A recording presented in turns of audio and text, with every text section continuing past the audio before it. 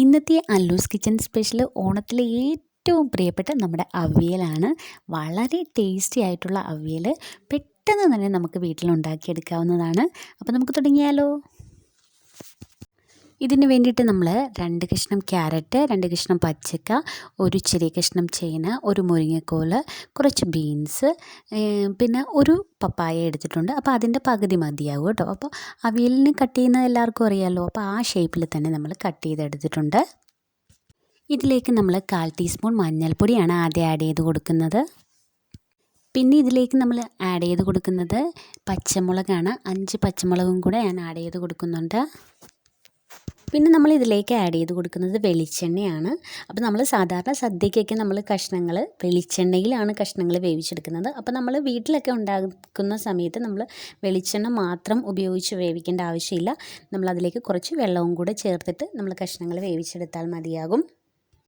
ഇതിലേക്ക് നമ്മൾ 1/4 ടീസ്പൂൺ മുളക് പൊടിയും കൂടെ ആഡ് ചെയ്ത് കൊടുക്കുന്നുണ്ട്. ഇതിലേക്ക് നമ്മൾ ആവശ്യത്തിന് ഉപ്പും കൂടെ ചേർത്ത് കൊടുക്കുവാണ്.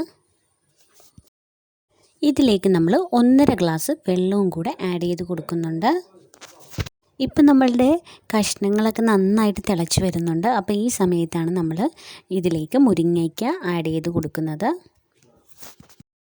കഷ്ണങ്ങൾ വെന്ത് വരുന്ന സമയത്ത് നമുക്ക് ഇതിൽ ചേർക്കാനുള്ള അരപ്പ് റെഡിയാക്കിയെടുക്കാം. അതിന് വേണ്ടിയിട്ട് നമ്മൾ അരമുറി തേങ്ങ, ഒരു പച്ചമുളക്, 1/4 ടീസ്പൂൺ മഞ്ഞൾപ്പൊടി, ഒരു ലേശം നല്ല ജീരകം, പിന്നെ വേണ്ടത് 4 അല്ലി വെളുത്തുള്ളി, പിന്നെ കറിവേപ്പില, അതും കൂടെ ചേർത്ത് നമ്മളൊന്ന് അരച്ചെടുക്കണം. അപ്പം നന്നായിട്ട് അവിയലിൻ്റെ അരക്കുന്ന ഒരു പരുവം അറിയാമല്ലോ. അപ്പോൾ ആ ഒരു പരുവത്തിന് നന്നായിട്ട് അങ്ങ് അരയരുത്.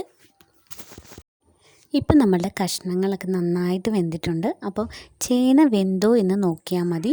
ബാക്കിയുള്ള കഷ്ണങ്ങൾ നന്നായിട്ട് വെന്തിട്ടുണ്ടാകും. അപ്പോൾ ചേന വെന്തിട്ടുണ്ടെങ്കിൽ അപ്പോൾ ഇനി അരച്ച് വെച്ചിരിക്കുന്ന അരപ്പും കൂടി ഇതിലേക്ക് ചേർത്ത് കൊടുക്കുവാണ്.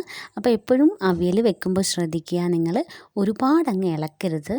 വെന്ത കഷ്ണമായതുകൊണ്ട് ഇളക്കി കഴിഞ്ഞാൽ പൊടിഞ്ഞു പോകാനുള്ള ചാൻസ് കൂടുതലാണ്.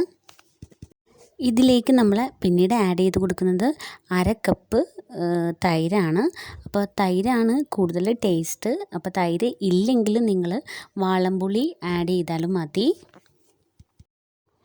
ഇതാണ് അവിയലിന് ഏറ്റവും ടേസ്റ്റ് കൂട്ടുന്നത്. നമ്മൾ ലാസ്റ്റ് സമയത്ത് വെളിച്ചെണ്ണയും ഒരു 8 ചെറിയ ഉള്ളിയും കൂടെ നന്നായിട്ട് കൈകൊണ്ട് അങ്ങ് തിരുമുക, ലേശം ഉപ്പും കൂടെ ഇടുക. അതിന് ശേഷം നമ്മൾ ഇത് ലാസ്റ്റ് നമ്മളിതിലേക്ക് ചേർത്ത് കൊടുക്കുന്നുണ്ട്. അപ്പോൾ ഇതും കൂടെ ചേർത്ത് കഴിഞ്ഞാൽ നമ്മളുടെ അവിയൽ റെഡിയായി. ഇനി നമുക്കിത് ഒരു സെർവിങ് പ്ലേറ്റിലേക്ക് മാറ്റാവുന്നതാണ്.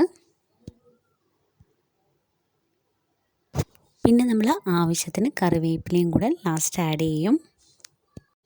അപ്പം ഈ ഒരു അവിയൽ ഈ ഓണത്തിന് നിങ്ങളെല്ലാവരും ട്രൈ ചെയ്ത് നോക്കണം. കാണുമ്പോൾ തന്നെ അറിയാൻ പറ്റുമല്ലോ, വളരെ സിമ്പിളാണ്, അതുപോലെ തന്നെ ഭയങ്കര ടേസ്റ്റിയാണ് കേട്ടോ. അപ്പോൾ നമ്മളുടെ ആ സദ്യയിലൊക്കെ കിട്ടുന്ന അതേ ടേസ്റ്റിലുള്ള അവിയൽ ഇനി ഈ ഓണത്തിന് നിങ്ങളെല്ലാവരും റെഡിയാക്കുമെന്ന് വിചാരിക്കുന്നു. അപ്പോൾ ആദ്യമായിട്ടാണ് എൻ്റെ ചാനൽ കാണുന്നതെങ്കിൽ സബ്സ്ക്രൈബ് ചെയ്യാനും ലൈക്ക് ചെയ്യാനും ഷെയർ ചെയ്യാനൊന്നും മറക്കരുത്. താങ്ക്